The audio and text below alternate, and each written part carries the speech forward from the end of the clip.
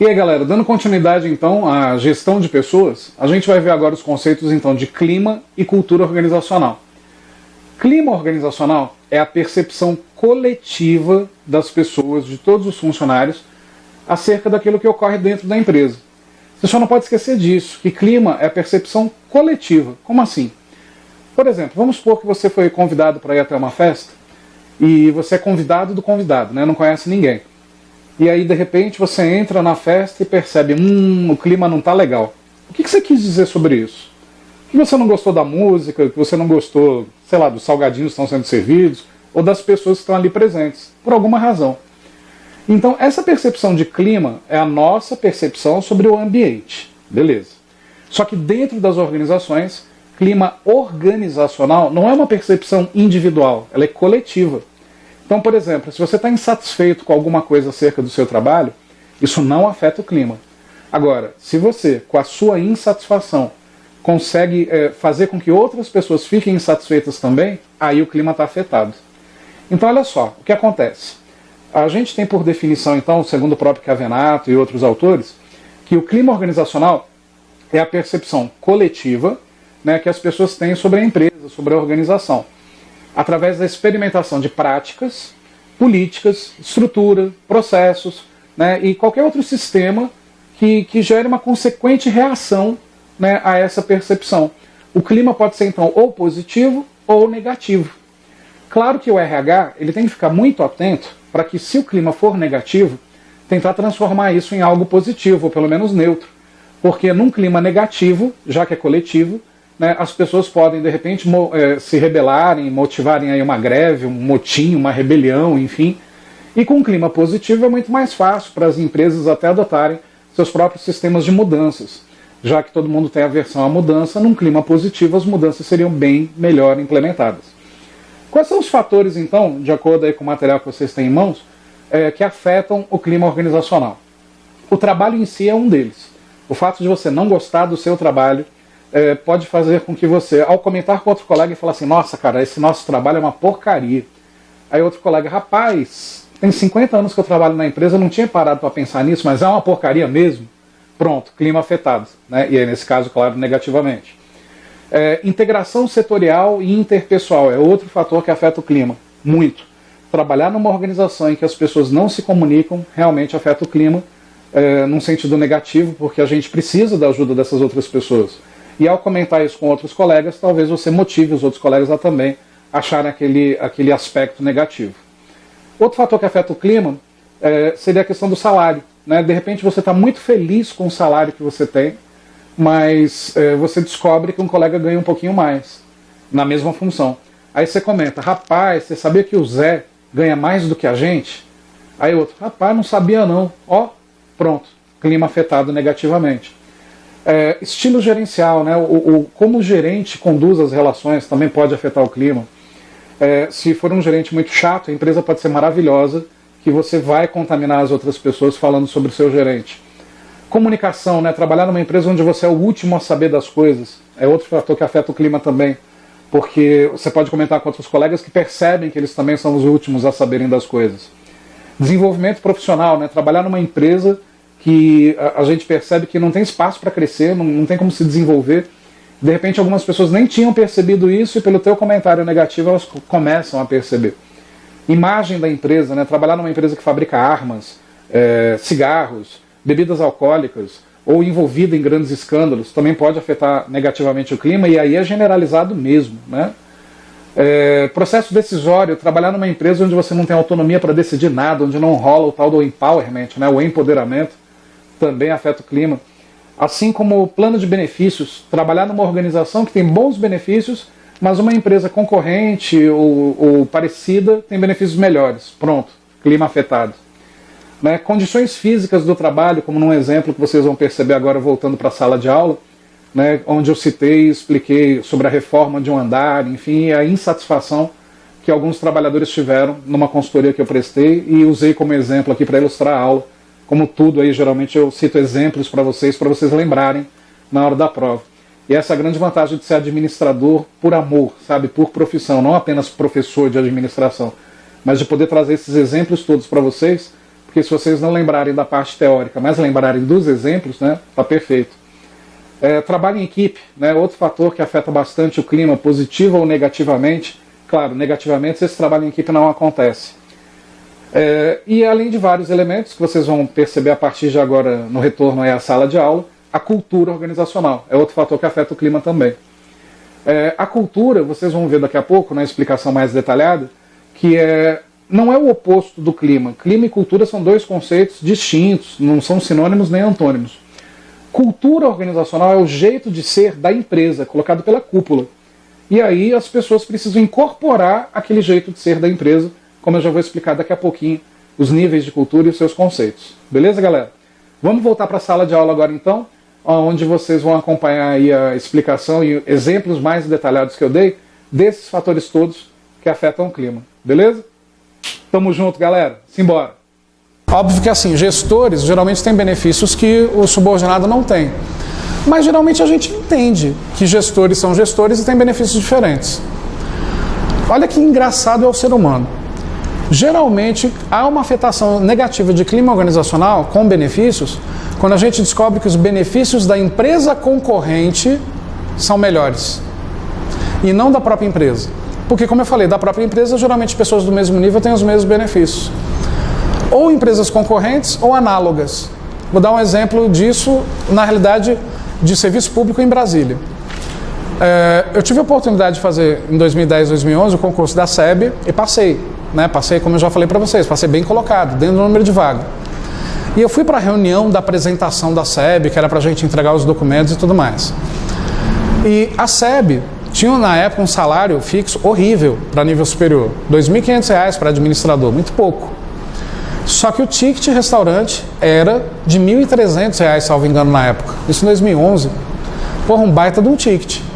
Aí você começa a fazer conta, né? 2.500 mais 1.200, 3.700. Só que eu vou ter que pegar esse ticket lá na rodoviária, né? Com o cara lá, vale, e vender para ele. Aí eu não assumi, mas tinha amigos trabalhando lá dentro. Aí eles me contaram. Descobriram que o ticket da CAESB era R$ 50 maior. Começou a rolar uma indignação coletiva dentro da SEB. Por quê? Não são concorrentes. SEB é água, CAESB é água, SEB é luz. Mas são análogas. É o mesmo tipo de serviço. Algo público sendo fornecido para a casa das pessoas, ou energia elétrica ou água. E a CAESB pagava um pouquinho mais, a diferença era pequena, R$ 50. Mas era uma diferença. Quase que tem uma rebelião dentro da SEB contra o governo para que houvesse uma equiparação do valor do ticket. Faz sentido? Não. Faz, mas não faz. Faz algum sentido, mas a ponto de ter uma rebelião, quase? Não, pô. Uma reclamação, um questionamento ainda vai. Mas quase que uma rebelião afetando o clima inteiro. E isso, claro, de nível de supervisão para baixo. Nível gerencial pode até ter ficado indignado com isso, mas se manteve, né? Porque a nível gerencial tem uma série de outros benefícios. Mas percebe, benefício geralmente afeta o clima quando se compara ou com empresas concorrentes ou com empresas análogas. Dentro da própria empresa é difícil do benefício afetar o clima, só quando ele não existe. Aí todo mundo quer, aí pode afetar o clima. Condições físicas de trabalho. Isso tem um exemplo bem legal para citar. Legal de fazer consultoria que você acaba vendo tanta coisa, né, que dá para usar como exemplo. Uma consultoria de uma empresa aí que há muitos anos que eu fiz, tinha uma indignação interna, olha como aparentemente é besteira. O dono da empresa decidiu reformar o prédio. O prédio tinha 4 andares dessa empresa. Só que ele foi fazendo essa reforma por etapas. Não fez de uma vez só, porque senão a empresa teria que parar. Ele primeiro reformou o 4º andar. 3 meses depois, o 3º andar. E deixou o 2º e o 1º andar só para o final do ano. Tipo, quase 10 meses depois. Começou a existir quase que uma greve no 1º e 2º andar, porque eles não eram reformados e o 3º e o 4º andar era reformado. Porque a mesa do 3º e 4º andar era melhor, a iluminação era melhor, o ar-condicionado era melhor. E começaram a ficar indignados com isso. E aí na época eu estava fazendo a consultoria lá, né, e o dono dessa empresa até me chamou, é uma construtora. Ele até me chamou e falou: Wendel, eu não estou entendendo, porque eu vou fazer a reforma. Eu comecei a reforma, a galera está vendo que eu comecei a reforma. Eu só deixei um pouquinho mais para o final do ano, porque vai entrar de recesso, e aí não param as atividades, só por isso. Aí eu virei para ele e falei assim: vem cá, Os orelhas secas da sua empresa ficam em quais andares? Primeiro e segundo. Os diretores, supervisores, gerentes ficam terceiro e quarto. Por que você não começou a reforma do primeiro e do segundo? E deixou o terceiro e quarto para o final do ano? Wendel, porque aqui é uma empresa de engenharia. E no caso de acabamento, reforma e tudo mais, sempre se começa de cima para baixo. Eu falei, tá, meu amigo, isso no prédio que você está construindo. O acabamento sempre vem de cima para baixo. A obra não vem de baixo para cima? O acabamento vem de cima para baixo. Aqui não é uma empresa em construção, aqui é uma empresa que tem seus funcionários. Se você fizesse o primeiro e o segundo piso no começo do ano, tivesse feito, você teria valorizado seus funcionários. Você poderia aproveitar numa reunião e ter falado assim, gente, o prédio vai entrar em reforma, mas como vocês merecem, vocês são o sangue dessa empresa, o DNA dessa empresa, vou primeiro reformar o andar de vocês. Tua moral teria ido lá para cima. Mesmo sendo falso, falando isso. Não. Tu começa pela sua sala a reforma. E não quer que o clima afete? Só que nesse caso, é só fazer a reforma do primeiro e segundo andar que todo mundo esquece. Que um dia demorou para reformar. Então nesse caso é fácil de resolver, né? Mas é besteirinha, parece que é besteira, não parece ao nosso olhar? Vai para dentro das empresas que você já trabalhou. Quantas picuinhas você já não vivenciou de coisa besta? Se não fez parte, que pelo menos já viu. Então não tem jeito, o ser humano é assim. Outro fator que afeta o clima, trabalho em equipe. Então, quer dizer, como eu já falei, dentro de QVT, é muito difícil trabalhar em equipe, é muito difícil uma equipe existir de verdade, unida, trabalhando mesmo. E é engraçado, trabalhar em equipe ninguém quer, mas quando não existe o trabalho em equipe, todo mundo reclama. Entendeu? Então, assim, tem que existir. A empresa, principalmente a área de RH, tem que priorizar o trabalho em equipe, principalmente hoje, que o esquema é home office, as pessoas trabalham de casa, via redes sociais. Então, quer dizer, o trabalho em equipe hoje é muito mais importante do que no passado. Porque no passado as pessoas conviviam na mesma sala, 8 horas por dia dentro da empresa. Hoje em dia as pessoas estão soltas, umas separadas das outras. Se não houver a liga da equipe, né, interligando as pessoas, aí é que ninguém se vê mesmo, aí é que ninguém vai nem saber que é funcionário da mesma empresa. Então, o trabalho em equipe é extremamente essencial para o clima. Por fim, orientação para resultados. O que eu tenho a comentar sobre isso? Para quem já trabalhou na área comercial como eu, já deve ter vivido isso. Vocês já trabalharam em empresas que a meta é colocada no começo do ano, mas ninguém te explica o porquê daquela meta? Tipo, tem que vender R$1 milhão até o final do ano. Eu sempre questionei, por que 1 milhão? Por que não 999.842 reais? Por que não 1 milhão e 100? Por que tem que ser 1 milhão? Uma coisa que eu sempre questionei nas empresas que eu trabalhei, por que o número da meta é sempre redondo? Não é possível. As contas são quebradas, os salários são quebrados. Por que a meta é redonda? E quando arredonda a meta, é sempre para baixo ou para cima? Para cima, óbvio, né? Parece que é para não pagar a comissão, né? E eu sempre questionei isso. E isso é uma forma errada, colocar a meta e não explicar o porquê dela. Aí vai virar como alguém muito famosa, que recentemente falou assim, quando a gente chegar na meta, dobra a meta. Cara, isso não existe, isso desmotiva. Porque chegar na meta já é difícil. Aí quando chega na meta, o que acontece com ela? Ela dobra. Não. Você tem que premiar quando atingiu a meta. Você tem que agradecer, valorizar o esforço. Pode até dobrar, mas depois do elogio, depois de passar a mão na cabeça. Não, já vem a porrada sem dar um carinho antes. Entendeu? Então isso para o trabalhador é horrível. É importante que as empresas expliquem o porquê que aquele resultado é esperado. Quando isso é explicado, você se apega. Porque você começa a defender a empresa. Você começa a elaborar estratégias para chegar naquilo. Se a empresa fizer, você acreditar naquilo. Porque se ela também te explicar e você não acreditar, esquece. Clima afetado negativamente. E por fim, o último fator de clima aí do material, a cultura organizacional afeta o clima. Então percebe, clima e cultura não são conceitos opostos ou sinônimos. São dois conceitos distintos. Inclusive, cultura é um dos fatores que afeta o clima. O que é cultura organizacional que afeta o clima, positivo ou negativamente?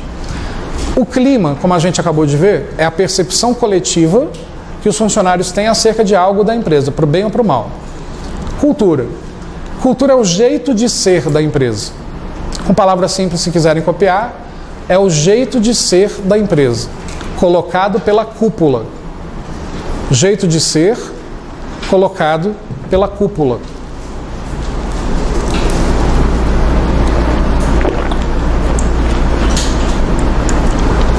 Jeito de ser colocado pela cúpula. Então olha só, é igual uma pessoa do seu convívio, que você rotula pelo jeito que ela é. Tem pessoas agressivas, tem pessoas pacatas, tem pessoas que parecem que estão mortas, tem pessoas dinâmicas, hiperativas. As empresas, a mesma coisa. A cultura de uma empresa é o jeito que ela é e além. É o jeito que ela quer que as pessoas que trabalhem nela sejam. O problema é que nem todo mundo se adapta à cultura que a empresa impõe. E se você não se adapta e passa um tempo e continua não se adaptando, o que inevitavelmente vai acontecer com você? Ou você vai ser demitido, ou por não aguentar você vai pedir demissão. Exemplo prático de cultura para ilustrar a teoria. Quando a Ambev veio para o Brasil, ela comprou a Brahma, a Skol e a Antártica. Todo mundo acha que a Ambev é brasileira, não é. A Ambev é europeia. No mundo inteiro ela tem várias marcas de cerveja. E aqui no Brasil, Brahma, Skol e Antártica. Que eram 3 fábricas distintas, 3 culturas diferentes, CNPJs diferentes, enfim. Quando a Ambev então comprou as 3 e formou uma empresa só, eu não sei se ela fez, mas deveria ter feito se não fez. Ela teria que ter feito uma reunião e um treinamento para estabelecer a nova cultura. Mas, Wendel, eram cervejarias. Continua sendo a cervejaria. Tem que ter reunião de mudança de cultura? Tem. Porque a forma que a cúpula coloca que o trabalho deve ser feito, com certeza muda. A Ambev, por exemplo, ela é marcada no mercado como uma característica de empresa extremamente agressiva. Agressiva em que sentido? Quase que fisicamente agressiva. Como assim? As metas que a Ambev coloca na área de vendas são muito altas, quase impossíveis de realizar. Para realizar, você tem que se desdobrar em 1000. Por exemplo, todos os dias, 7h30 da manhã, em todos os setores da Ambev, tem uma reunião chamada reunião de bom dia, que de bom dia não tem nada. É para estabelecer as metas do dia. Essa reunião dura uns 15 minutos, à base de gritaria e xingamento. O gerente grita com você. Detalhe, você tem que gritar de volta com ele. Eles acham que esse tipo de reunião, de grito, xingamento e tal, te deixa energizado para a busca de resultado. Para mim isso é lavagem cerebral e tortura, mas... Aí você vai para o trabalho. 5h30, 5h40 da tarde tem outra reunião, você tem que estar de volta, que é a reunião do boa tarde, para você dizer se bateu as metas que você se comprometeu de manhã. Se você bateu, não tem parabéns, foi sua obrigação. Se você não bateu, tu não vai escutar mais 10, 15 xingamentos, tu vai escutar uns 100. E agora você não pode responder. Você vai ser humilhado, vai ter assédio moral, você vai ser pressionado, você vai chorar de raiva, de ódio, de nervoso. Tu vai voltar para casa com a cabeça explodindo e vai descontar na sua família. Ficando na Ambev meses, você vai descontar nas pessoas que você ama o estresse que você recebe lá. Se você continuar na Ambev, o que vai acontecer com você? Se era casado, vai divorciar. Se tinha contato com o filho, não vai ter mais. Se tinha vida, não tem mais. É tudo em função do trabalho. Só para vocês terem uma ideia, a Ambev, até pouco tempo, eu fiquei sabendo de um caso de demissão por justa causa, porque pegaram um funcionário num domingo num supermercado comprando Coca-Cola para o filho. Demissão por justa causa. E aí, o que vocês acham disso? Absurdo, né? Por outro lado, não pensem como empregados. Na hora da prova você tem que pensar como dono, gestor. É meio que inadmissível você, que é gestor de uma empresa, que faz tudo pelo seu trabalhador, treina, paga salário, dá para ele uma oportunidade de emprego, faz ele crescer, ser promovido. Não é meio estranho pegá-lo comprando um produto do concorrente? Se você ama a empresa que você trabalha, você compraria o produto do concorrente? O problema é que o jeito que a Ambev faz, não faz o trabalhador amar a empresa que trabalha, faz ter raiva. Só que a Ambev é uma escola. Se você passar 2 anos na Ambev, que é a média que um trabalhador fica lá dentro, a rotatividade média da Ambev é de 2 anos. Certamente você aprendeu coisas que você jamais aprenderia numa faculdade, numa pós-graduação, num doutorado, e coisas que você jamais aprenderia em outra empresa. O mercado de trabalho reconhece isso. Se você tem 1 ano, 1 ano e meio de Ambev, o mercado te absorve.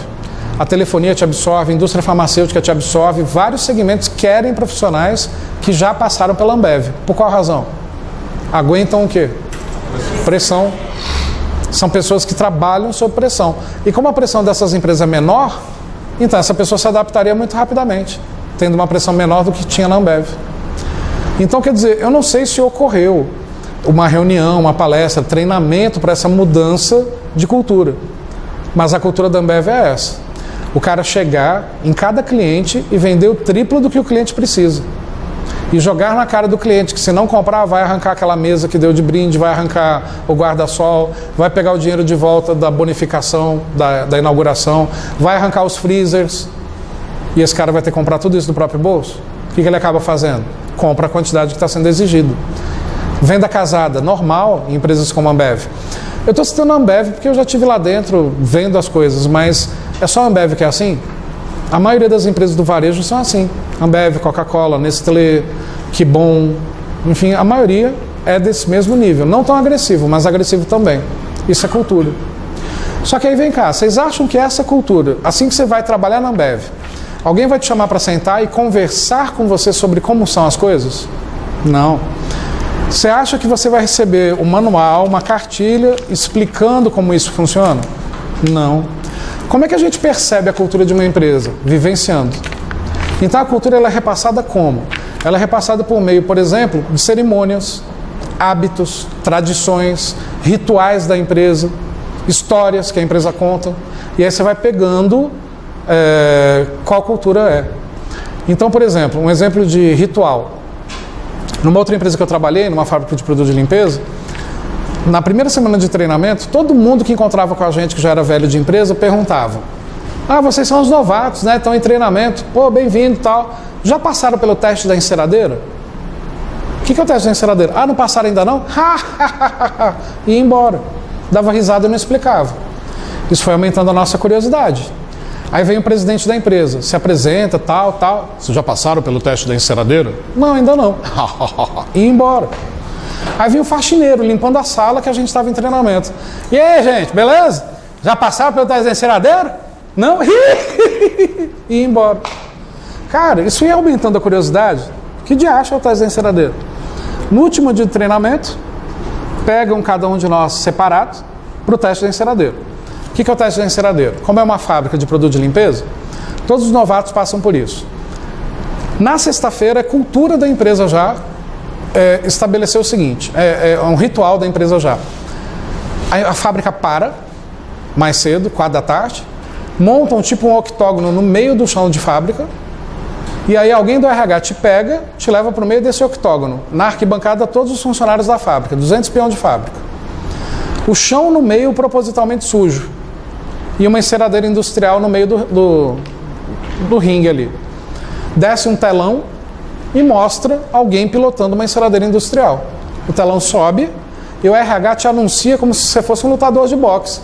O RH de gravatinha borboleta, smoking, como se fosse luta. E aquilo aparecendo no ringue. E aí ele anuncia: a partir de agora, então, o Wendel Léo, novato, vai contra a enceradeira, tá? Com esse tom de voz e tudo mais. Você fica sem entender nada. O que você tem que fazer? Pilotar a enceradeira igual você viu no vídeo. Coisa idiota. Segura aqui e aperta o botão. Só que a enceradeira ela é programada propositalmente para te arremessar. Ela está com defeito de propósito. Então, quando você aperta, cara, não tem jeito. Ela começa a rodar e você se prende nela, porque a primeira intenção é você se prender, você não solta. E, literalmente, ela te arremessa a uns 2 metros de distância. Tem tatame em volta para você machucar menos, que você machuca. Nisso que você foi arremessado, todo mundo desce da arquibancada, fazendo barulho, mas muito barulho mesmo, com fogos de artifício indoor, serpentina, confete, tarol, batendo, tambor. Te pegam e começam a te carregar e te jogar para cima, mesmo pesado, e começa a dar uma volta olímpica dentro da empresa, com você. Essa volta olímpica dura uns 10 minutos. Nessa volta olímpica, te sacaneiam, beliscam sua bunda e tudo mais. Você não sabe quem é, né? Porque tá todo mundo jogando para cima, você está atordoado ainda. Quando essa volta olímpica termina, o presidente da empresa já está te esperando numa parede que até então não tinha sido mostrada para você da fábrica, com um pano vermelho.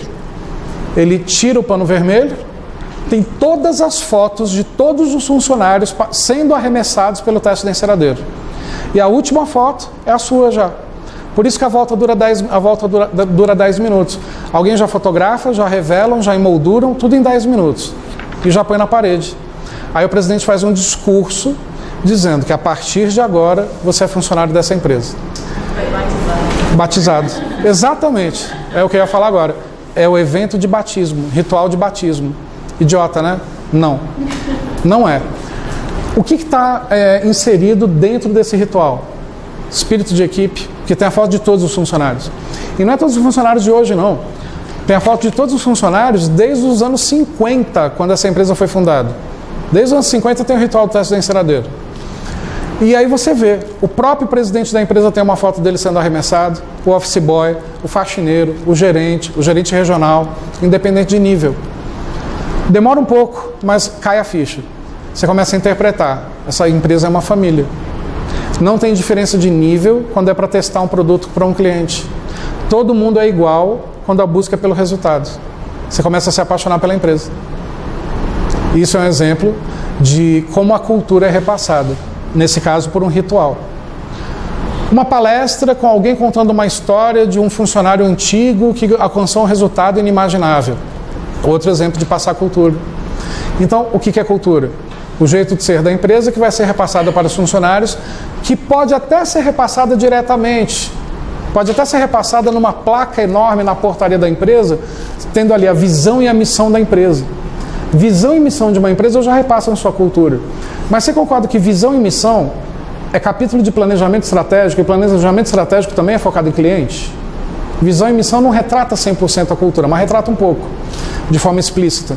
Ela é melhor retratada de forma implícita, sem ninguém te falar, você percebe.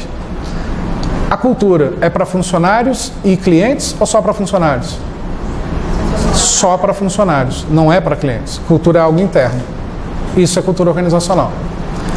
Vamos ler melhor agora academicamente, com as palavras de banca mesmo. Cultura. A cultura organizacional repousa sobre um sistema de crenças e valores, tradições e hábitos, uma forma aceita e estável de interações e de relacionamentos sociais típicos de cada organização. A cultura de uma organização não é estática e permanente. Significa que ela tem que mudar de tempos em tempos. E às vezes radicalmente. Mas sofre alterações ao longo do tempo, dependendo de condições internas ou externas. Algumas organizações conseguem renovar constantemente sua cultura, mantendo sua integridade e personalidade, enquanto outras permanecem com a sua cultura amarrada a padrões antigos e ultrapassados. Como a Ambev. Essa cultura da agressão é uma cultura antiga e ultrapassada de anos 80 e anos 90. Não era para ser mais assim. Mas ainda é. Dá errado? Não. Ela é a segunda cervejaria do planeta. Dá certo. Mas poderia dar melhor. Poderia ser mais aconchegante para o funcionário trabalhar na Ambev, por exemplo. Né? Tem questão aqui que eu já vou mostrar para vocês. Se falar que é permanente estática, está errado. Ela tem que mudar.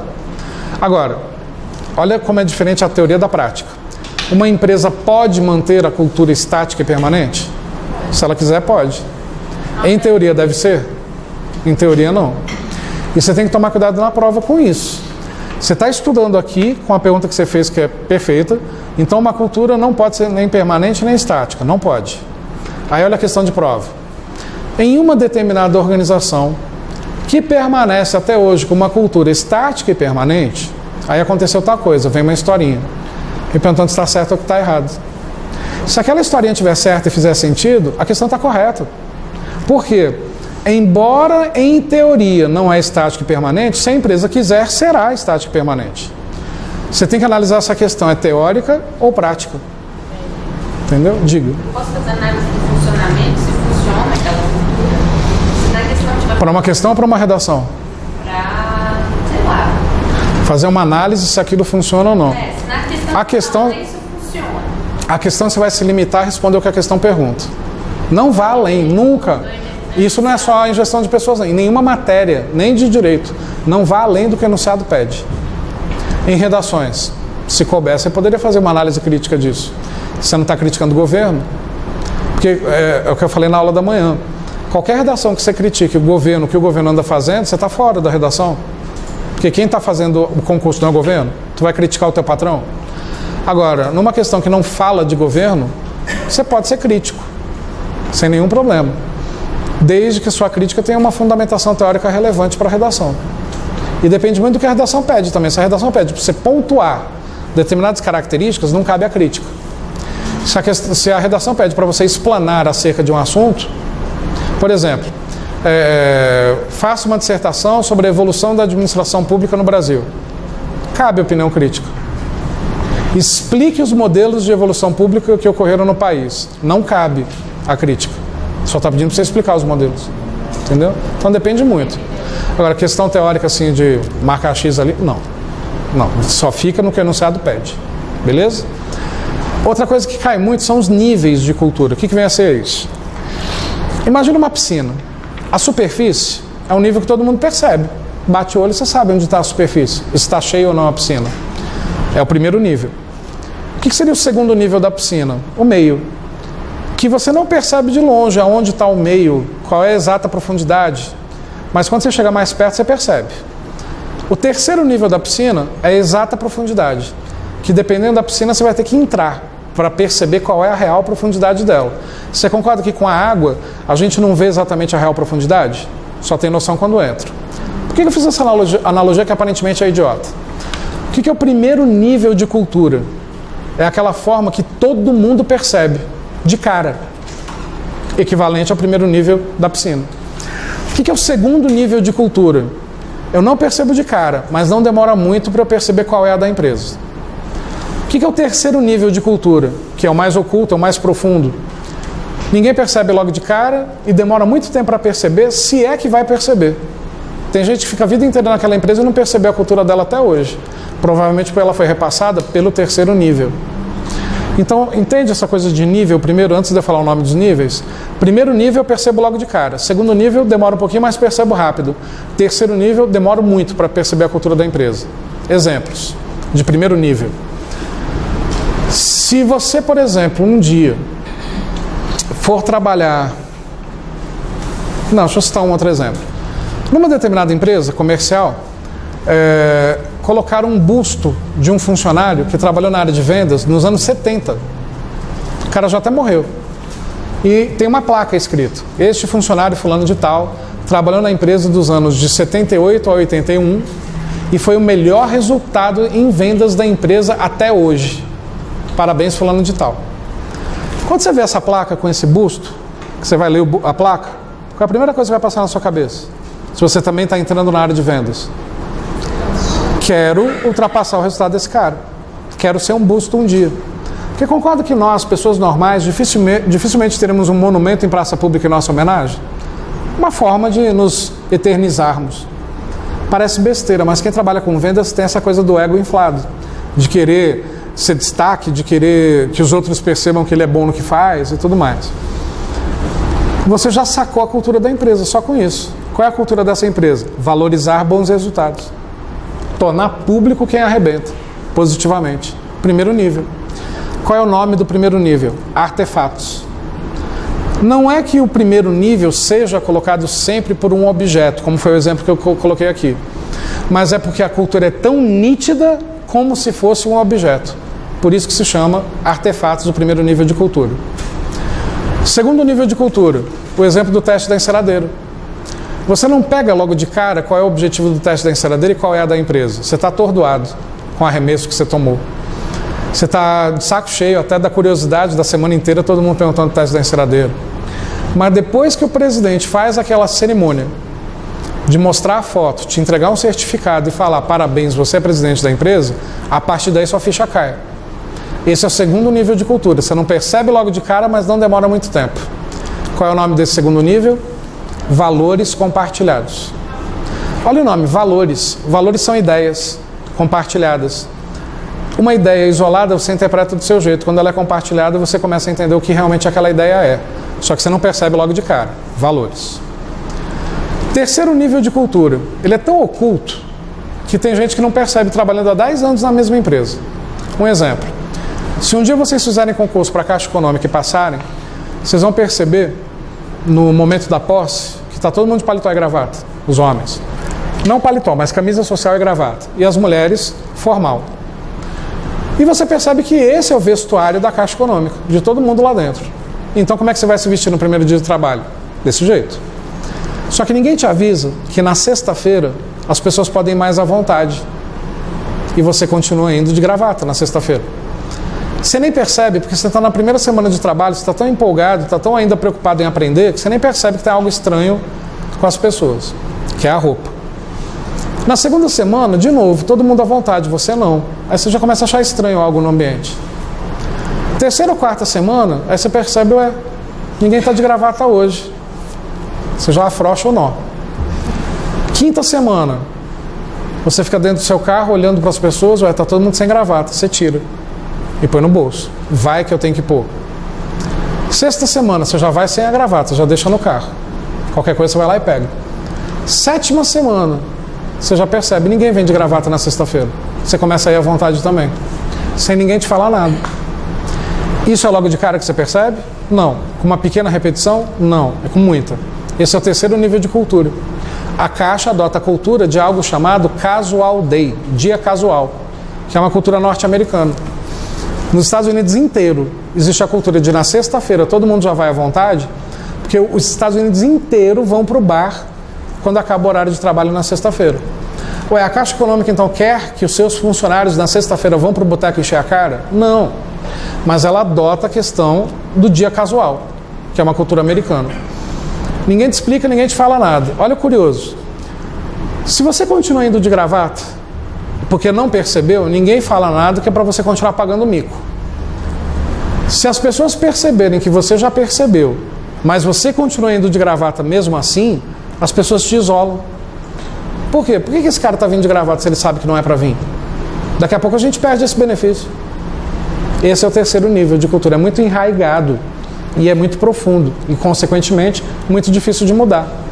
Exija dos funcionários da Caixa que sexta-feira tenham que vir de gravata e todos formais.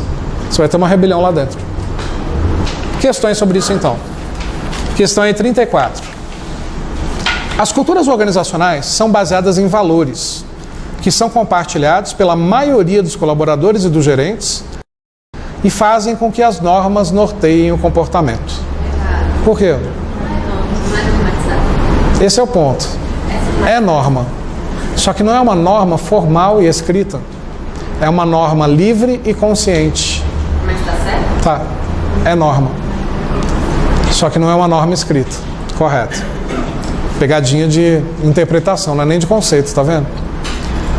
35. Clima organizacional é a qualidade ou propriedade do ambiente organizacional que é percebida ou experimentada pelos membros da organização e influencia o seu comportamento.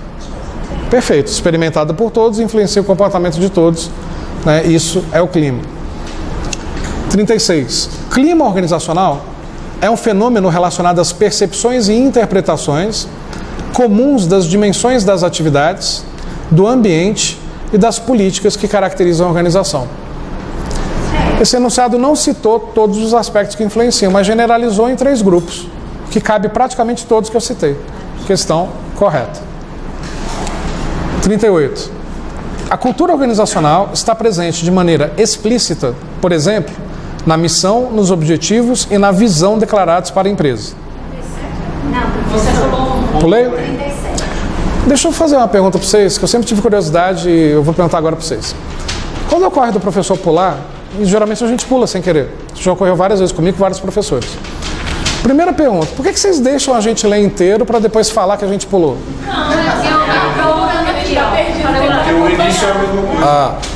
Segunda pergunta. Segunda e principal pergunta. O que impede da gente analisar essa e voltar para o anterior depois? Na ordem, né? Tá. Então vamos manter a ordem. Respondidas as dúvidas. Respondidas as dúvidas que eu carrego há 10 anos comigo. Ufa, que alívio. Vamos voltar para a questão então. 36, né? 7. A cultura organizacional consiste em padrões explícitos e implícitos de comportamentos adquiridos e transmitidos ao longo do tempo, que constituem uma característica própria de cada empresa. A cultura é de cada empresa, e eu digo mais, tem empresas que a cultura varia de departamento para departamento. Questão correta. O clima também. 38. A cultura organizacional está presente de maneira explícita, por exemplo, na missão, nos objetivos e na visão declarados para a empresa. Isso é explícito, porque está na placa, está no planejamento, está escrito. Correto. E de maneira implícita, nos comportamentos e nos valores compartilhados pelos seus membros. Perfeito também. Questão correta. Todos estão corretos? Por enquanto, sim. Eu não lembro de cabeça. Eu também não tenho gabarito aqui, não. Também não tenho gabarito aqui, não. Porque é muito fácil para professor, né? Já anota o gabarito aqui e tal. Não, comigo é assim, cara, é sem gabarito também. 39. Os 3 níveis da cultura organizacional são artefatos observáveis, valores adotados e pressupostos básicos. Perfeito, é o nome dos 3 níveis, do mais nítido ao mais oculto. 40. Os pressupostos básicos da cultura organizacional são de difícil mudança, pois são implícitos, arraigados e orientadores do comportamento organizacional. Você está falando dos pressupostos básicos, não é o 3º nível, que é justamente mais oculto, mais difícil de mudar? O exemplo do café, o exemplo da água, o exemplo da gravata, questão correta. 41. Essa questão parece ser sem sentido, mas olha, base, é concurso bancário, por isso que ela fala de banco, tá? O treinamento no trabalho é um rito de reprodução da cultura organizacional que pode ser utilizado por um banco. Se você vai fazer para o STM, que pode ser utilizado pelo STM. Certo ou errado? A pergunta é, o treinamento é um rito de reprodução? Sim, mas você está treinando. Se eu sou treinado, não é para fazer igual? Não é para reproduzir? Sim. Questão correta. Isso falou de um assunto que eu não expliquei, que são os ritos. Daqui a pouquinho tem um quadro aí sobre os tipos de rito que eu já explico. 42. Essa questão é do mal. Essa não foi tirada de livro nenhum. Isso saiu da cabeça do criador da questão. Ao se comparar a cultura organizacional predominante entre os japoneses e o dos norte-americanos, verifica-se que ambas valorizam muito a hierarquia. O que nos interessa saber se no Japão e nos Estados Unidos se valoriza muito a hierarquia? Mas eu vou explicar o porquê. Mas a atualidade. Não é nem porque é potência. A literatura de administração, as teorias da administração, ou são japonesas ou são americanas. Quase toda a produção bibliográfica sobre gestão é americana ou japonesa. O japonês é a partir da era da qualidade total dos anos 40, lá na Toyota. E nos Estados Unidos desde antes, na mesma época e sempre. Por isso que se citou Estados Unidos e Japão. A hierarquia nesses 2 países é muito rígida, é muito levada a sério? Sim. Você deve lembrar do filme O Resgate do Soldado Ryan, que era uma missão suicida e ainda foram, porque aí o chefe mandou. No Japão, Segunda Guerra Mundial, você já deve ter estudado sobre isso, tinha os kamikazes, que jogavam um avião sabendo que ia morrer. Por quê? Porque o chefe mandou. Nesses 2 países a hierarquia realmente é muito rígida e obedecida. Questão correta. Só que essa questão agrega algum valor para você? Vai te fazer ser um servidor melhor ao saber isso? É questão para encher linguiça de prova e sacanear candidato, né? Mas, correto. E o CESP sempre cita essas palavras aqui, níveis de cultura, ou ela cita palavras análogas? Todas essas questões são do CESP, sem exceção, não tem nenhuma criada por mim, não. Não, assim, ele pode sempre pedir essas mesmas palavras aqui ou palavras parecidas? Geralmente, por exemplo, nosso objetivo aqui, principal, STM, CESP. Geralmente eu preparo as aulas e os exercícios com base na nomenclatura usada por cada banca.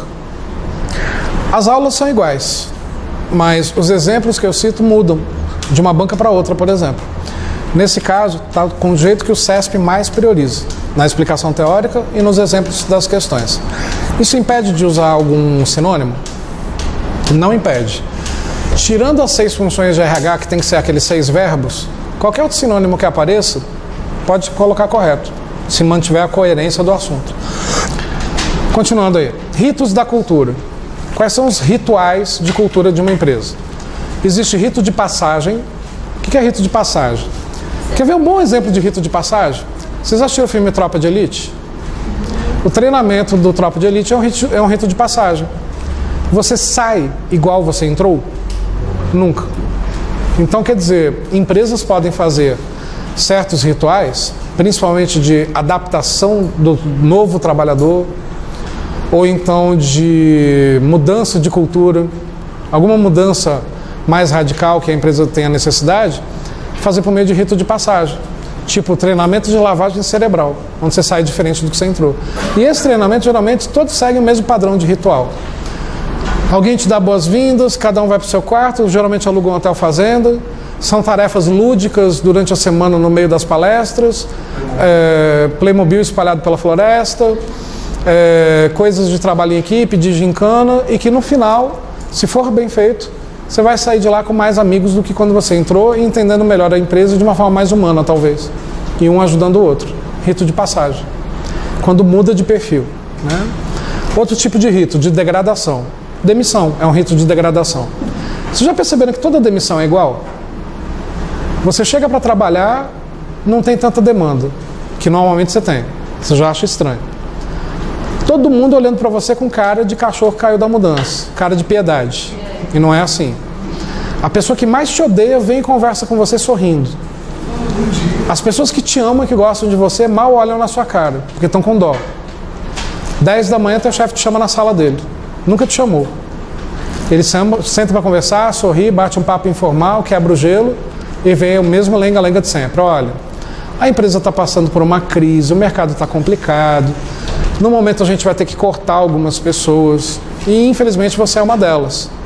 Mas fica tranquilo que assim que a gente sair dessa nhaca, assim que a gente sair dessa crise, você vai ser o primeiro a ser chamado de volta. E nunca será, né? Rito de degradação. É tudo igual. Empresa grande ou pequena, é tudo a mesma coisa. Rito de confirmação. Seminários para reforçar a identidade social e poder de coesão. O teste da enceradeira é um rito de confirmação. Sem ele, você não é um novo funcionário da empresa. Não foi batizado. Só que você concorda que para o novato, que não sabe que aquilo existiu, para ele não faz diferença? Mas faz diferença para os antigos. Se a empresa tirar o teste da enceradeira, os antigos irão desmerecer os novatos. Por quê? Nunca passaram pelo teste da enceradeira, nem passarão. Entende? Não é funcionário, não é um de nós. Então, quer dizer, olha, tá percebendo que clima e cultura, eu estou falando de coisas que aparentemente são imbecis, coisas infantis, mas o ser humano é infantil, nesses aspectos todos. E não é só o ser humano lá fora, não, que a gente está avaliando, nós aqui somos todos. Com alguma coisa de alguma das empresas, a gente já teve alguma infantilidade parecida. E o RH tem que estar atento a tudo isso. Rito para redução de conflito, também é padrão.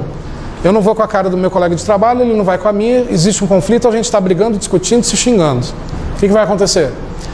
O chefe de um de nós dois, ou o chefe dos dois, ou se for um chefe só, vai chamar os dois numa sala, vai botar para conversar, esclarecer, um olhando na cara do outro, vai explicar a importância do trabalho em equipe, que se não forem amigos e colegas e não trabalharem juntos, o resultado não vem. Vai dar uma ameaçadinha no final que se isso não for consertado, vai ter que mandar um dos dois embora. E faz um pegar na mão do outro e pedir desculpa. Igual mãe faz com o filho. Pega na mão do coleguinha, pede desculpa para ele. Aí a mãe vira as costas, o que você faz com o coleguinha? Já cospe na cara dele de novo. É a mesma coisa na empresa. Mas se não existe isso, faz falta. Por fim, rito de integração. Rito de integração, confraternização de fim de ano. Coisa mais falsa que existe, ninguém gosta. Amigo oculto de empresa. Tu tira justamente a pessoa que você não gosta. Ou um colega que você não gosta. Aí vem aquele momento falso da revelação do amigo oculto. Você quer se livrar logo. Você não quer ficar enrolando, eu tirei uma pessoa, não. Eu tirei, aí o bêbado, que sempre tem um bêbado. Não, meu amigo, não foi você que eu tirei, não. Peraí. Então, eu tirei, não, amigo, já falei que não foi você. Eu tirei o Zé, tal, um excelente funcionário, um bom colega. O Zé já vem com a cara fechada, porque ele te odeia. Você já está esperando ele com a cara fechada. Você comprou uma merda de presente para ele. Você dá o presente para ele, beleza, e já sai. Aí vem o cara do RH. Não, peraí, a foto. Puta que pariu. Aí você tira a foto e vai embora. Não é sempre assim? Tira a confraternização de fim de ano da empresa. Você tem uma rebelião. Ninguém gosta de ir, mas se você tirar, todo mundo reclama. Ritos. Esses são os tipos de ritos de uma empresa. Para fechar, existem culturas fortes e culturas fracas. O que é uma cultura forte? É aquela que impacta na atividade, na forma de ser e de pensar do funcionário. Cultura fraca não impacta tanto assim. Para mim não faz tanta diferença. Cultura forte é aquela que faz diferença para o funcionário. Histórias. É uma forma de repassar a cultura quando a gente conta histórias de sucesso de funcionários antigos, onde você vai tentar despertar o estímulo para a pessoa copiar aquela história de sucesso. Rituais. O exemplo do teste da enceradeira é um ritual, tem toda uma preparação, tem toda uma sequência, como um ritual mesmo. Símbolos materiais é outra forma de repassar a cultura. o prédio, né, o elevador privativo que só os gerentes têm acesso, o carro que os gerentes recebem e os supervisores não. Isso também é uma forma de repassar a cultura. Assim como a linguagem. Por exemplo, lojas jovens de shopping usam gírias. Eles são treinados para falar em gíria. Escritórios de advocacia não vão atender ninguém com gíria. Então a linguagem de cada organização também retrata a cultura que ela possui. Teoria sobre clima e cultura, se você estudar além desses quadradinhos que está aqui, é perder tempo. Só isso é base para responder qualquer questão de clima e cultura e para fazer redações também. A parte teórica que você tem que citar numa redação está dentro desses quadradinhos aqui. O problema é o recheio. Não vou dar não. Eu já estou dando, né, sem querer, por querer. O problema é o recheio, né? Questões. 43. Define-se cultura organizacional fraca como aquela em que os valores compartilhados exercem alto impacto no comportamento dos funcionários. Isso não é uma cultura fraca, se exerce alto impacto, é forte. A cultura organizacional envolve um conjunto de valores compartilhados pelos membros de uma organização. Por exemplo, a espiritualidade no ambiente de trabalho refere-se ao compartilhamento de práticas religiosas comuns entre esses membros. Totalmente errado. Como é que o CESP cria uma questão dessa? Vou explicar o motivo. Várias palavras da administração, como eu falei, são ou americanas ou japonesas. O vocabulário em inglês é limitado, tem bem menos palavra que em português. Espiritualidade, na língua inglesa, tem vários outros significados. Você lê essa questão, você já associa com prática religiosa e talvez coloque correto. Mas está errado. Sabe o que significa espiritualidade em clima organizacional, na literatura original da administração? Uma empresa que tem espiritualidade é uma empresa que respeita o meio ambiente, é uma empresa que respeita o ser humano, que respeita o indivíduo, que respeita o cliente. Mas não é bem a empatia de eu me colocar no lugar seu isoladamente. Eu respeito os grupos, eu respeito os ambientes, eu respeito a coletividade. Isso é espiritualidade. Anotem aí ao lado então. Respeito à coletividade. Então não tem nada a ver com prática religiosa mesmo, né? Beleza? Questão então 45. A cultura nas organizações auxilia o controle da gestão e a diminuição de divergências e diferenças. Contudo, pode impedir que a organização se desenvolva. Certo ou errado? Ela continua, peraí. Colocando obstáculos às mudanças. Deixa eu ler de novo então. Questão 45. A cultura nas organizações auxilia o controle da gestão e a diminuição de divergências e diferenças. Até aí, você concorda ou discorda? Cultura não é o jeito de ser da empresa colocado pela cúpula? Então isso está afirmando que isso auxilia o controle da gestão. Auxilia, porque a empresa impõe que as pessoas sejam do jeito que ela deseja, fica mais fácil gerenciar as pessoas, né? E a diminuição de divergências e diferenças. Diminui-se a cultura... Porque olha só, essa questão é teórica, né? Ela não é prática, ela não está colocando uma situação. Então, assim, em teoria, se a gente vai estabelecer uma cultura, ela será positiva. O problema é que, de repente, ficou o exemplo da Ambev na cabeça, né? Eu dei o exemplo da Ambev como um exemplo extremo, né, de cultura, no sentido do funcionário ter que se adaptar à cultura. Mas, generalizando, são todas as organizações que têm um exemplo Ambev de ser? Não, ao contrário, né? Então, tendo uma cultura positiva, bem trabalhada, bem pensada pelo RH, diminui divergências e diferenças? Diminui, porque o trabalhador começa a entender qual é a da empresa, como ela quer que eu me comporte, como ela quer que eu seja. Então diminui as divergências e diferenças daquilo que o trabalhador considera que é o certo e daquilo que a empresa quer que seja o certo. Então, nesse sentido, correto. Contudo, pode impedir que a organização se desenvolva. Aí está usando o lado negativo da cultura. Aí vem a Ambev. Tudo bem que no caso da Ambev, ela é a segunda maior cervejaria do planeta. Ela se desenvolve. Mas será que ela se desenvolve por causa da cultura ou por causa do produto? Produto que é altamente consumido no mundo inteiro, né? Cerveja. Então, assim, uma cultura ruim pode fazer com que as pessoas se rebelem, com que criem um motim, uma rebelião, uma greve. Então, isso pode impedir que a organização se desenvolva também. Então, até aí, questão correta. Aí, continuando. Colocando obstáculos às mudanças a diversificação e as fusões e aquisições. Você pode talvez ter achado isso meio estranho no final. Mas, por exemplo, vamos supor que você é um grande investidor, uma grande investidora, que quer comprar uma empresa. E você tem milhões de dólares no bolso, você quer comprar uma grande empresa. Você colocaria na balança de comprar uma empresa que tem uma cultura que tem que ser muito corrigida, e do outro lado você tem uma empresa que tem uma cultura já positiva, com os funcionários amando a empresa e se dedicando. Qual que você tenderia a comprar? A segunda, né? Então, assim, por quê? Porque quando você compra uma empresa, você não compra só o prédio e os equipamentos, você compra as pessoas que estão lá dentro também. Então, quer dizer, você compra as dívidas também, você compra a imagem do mercado também. Então, nesse caso, pode atrapalhar fusões e aquisições, como pode contribuir também, positivamente. Então, a questão está certa ou está errada? Questão certa, positivo. 46. Organizações que adotam cultura individualista têm como principal forma de controle o controle externo? Pensa bem, se é uma cultura individualista, pensa como ser humano, uma pessoa individualista. Ela olha para fora, ela olha para os outros, ela se preocupa? Não, é só ela. Arrogância até. E tem empresas que são assim, que se acham a última Coca-Cola do deserto e geralmente vão à falência. Esse tipo de controle exercido dentro de uma cultura individualista não é externo, é interno. Uma cultura individualista não se influencia pelo mercado, entende? Então, questão errada. Só que aí, olha só a dica. Esse tipo de questão fala de cultura, é de gestão de pessoas, só que concorda que não é o tipo de questão que você encontra fundamentação teórica para estudar, para poder responder? Por exemplo, se tem uma questão que fala, são os 3 níveis de cultura, artefato, valores e pressuposições básicas. Pô, tem fundamentação teórica, você vê isso em todos os livros. Esse tipo de questão é aí que vocês falam, que assim, eu escuto isso quase todo dia, há anos. Ah, Wendel, gestão de pessoas é muito subjetivo. Não é subjetivo. Como toda matéria de concurso, é bem objetivo. Só que esse é o tipo de questão que você não estuda para responder.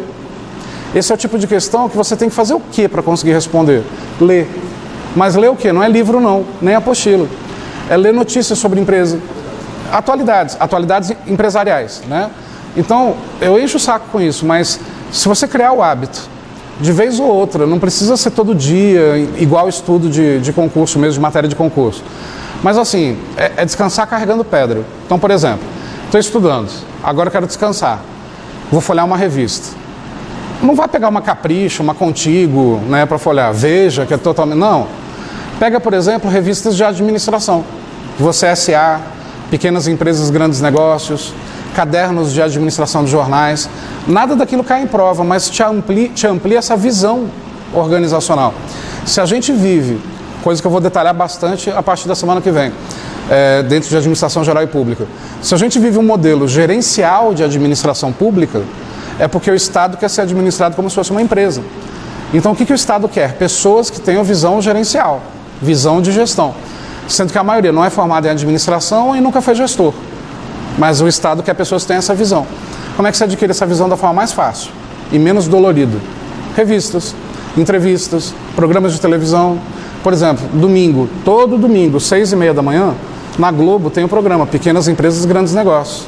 Assista. Porra, eu tenho que acordar às 6h30 da manhã no domingo para assistir? Tem. Mas dá para assistir e depois vir para cá, dependendo da distância. Mas, sei lá, cara, assina Globo.com. E outra, se você entrar no site Pequenas Empresas, Grandes Negócios, na busca, você não tem os programas inteiros. Mas você tem... você tem ali algumas entrevistas disponíveis. Então não é uma coisa que você tem que assistir regularmente, criar uma disciplina para isso. É de vez em quando, sabe? E aí você vai ampliando essa visão. Isso vai facilitar pra caramba você fazer redação. Porque daqui a pouco você tem uma visão gerencial que o assunto da redação você não domina muito.